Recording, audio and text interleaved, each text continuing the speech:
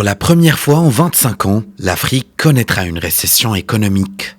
En effet, selon la Banque mondiale, après une croissance de 2,4% en 2019, le recul de la croissance devrait se chiffrer en 2020 entre moins 2,1% et moins 5,1%.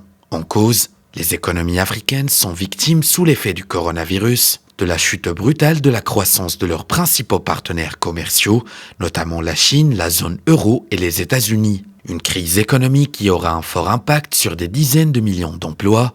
Selon l'Union africaine, près de 20 millions d'emplois à la fois dans les secteurs formels et informels sont menacés de destruction et pour l'ONU, ce nombre pourrait aller jusqu'à 50 millions.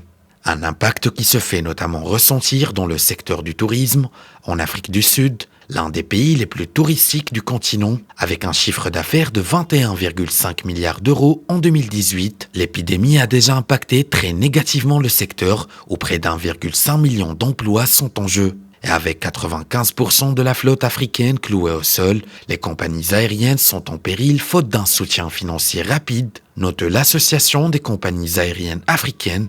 Toutefois, et afin d'endiguer cette crise, plusieurs pays africains ont annoncé des plans de soutien économique et sociaux, mais avec moins de 20% de la population employée dans le secteur formel, avec des systèmes de protection sociale inexistants pour le secteur informel, sans régime d'assurance chômage, avec des possibilités très restreintes de soutien de l'économie par les finances publiques, la situation demeure particulièrement critique pour l'Afrique.